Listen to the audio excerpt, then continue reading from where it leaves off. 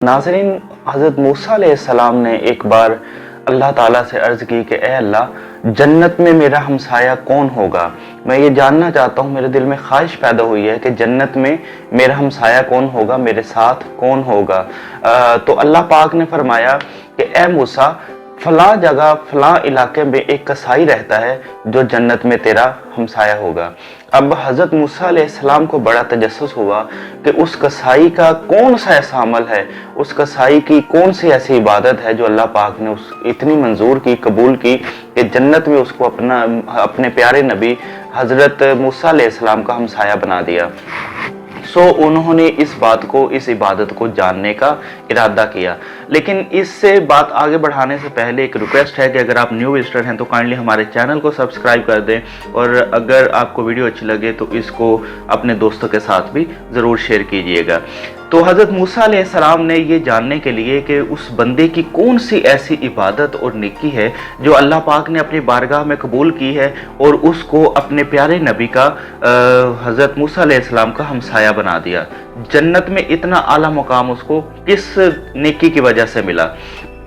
हज़रत मूसा अलैहिस्सलाम ने उसकी नेकी जानने का इरादा फरमाया और उसके घर की तरफ चल निकले। जब गए तो देखा कि वो कसाई जो है वो गोश्त बना रहा है और लोगों को गोश्त दे रहा है, अपने रोज़गार का ज़रिया कर रहा है, अपनी रोज़ी कमा रहा है, अपने बच्चों के रोज़गार का वसीला जो उसने बनाया हुआ है। अब सारा दिन उसने काम किया और शाम को जब घर जाने लगा अपना गोश्त बेच कर, लेकिन हज़रत मूसा अलैहिस्सलाम ने एक बात नोट की कि जब वो गाहकों को गोश्त दे रहा था तो उसने जब कोई अच्छा गोश्त का कुछ अच्छा हिस्सा उसको नजर आता तो वो उसको निकाल कर साइड पे रखता रहता, और शाम को उसने वो सारा इकट्ठा करके एक थैले में डाल लिया। जब वो शाम को घर जाने लगा तो हज़रत मूसा अलैहिस्सलाम ने उससे कहा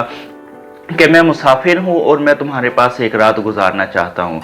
तो उसने कहा कि अल्हम्दुलिल्लाह, अल्लाह पाक का करम है कि अल्लाह ने मेरे घर मेहमान भेजा है, चलिए। वो हज़रत मूसा अलैहिस्सलाम को घर ले गए, लेकिन खिलाफ तवक्को जिस तरह से हज़रत मूसा अलैहिस्सलाम ने सोचा था कि वो मेहमान की बड़ी कदर करेंगे, तो उसने मेहमान को पसे पुश्त डाल दिया और क्या किया कि घर जाते ही एक हंडिया ली, उसमें गोश्त डाला और उसको पकाना शुरू कर दिया।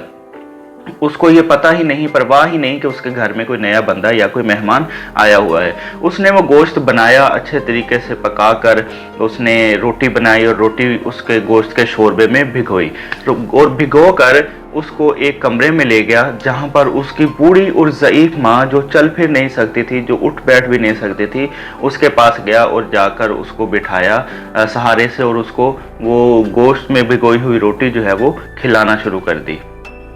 अब इतनी ज़ईफ़ माँ की वो खिदमत करने वाला घर का अकेला सहारा था, न उसकी बीवी भी नहीं थी, ना उसके बच्चे थे। वो अपनी माँ की खिदमत के लिए वो गोश्त लेकर आया था। अब जब उसने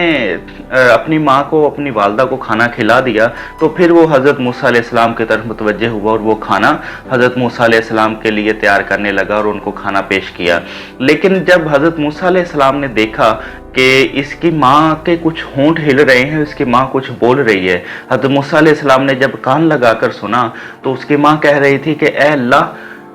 तेरे इस नेक बंदे ने, तेरी मखलूक ने अपनी वालदा को राज़ी कर लिया है, मैं इससे राज़ी हो गई हूँ, तू भी इससे राज़ी हो जा और इसको जन्नत में हज़रत मूसा अलैहिस्सलाम का हमसाया बना देना। मतलब कि उसकी वालदा की ये दुआ थी, उसकी माँ की ये दुआ थी कि जन्नत में मेरे बेटे को हज़रत मूसा अलैहिस्सलाम का हमसाया बना देना।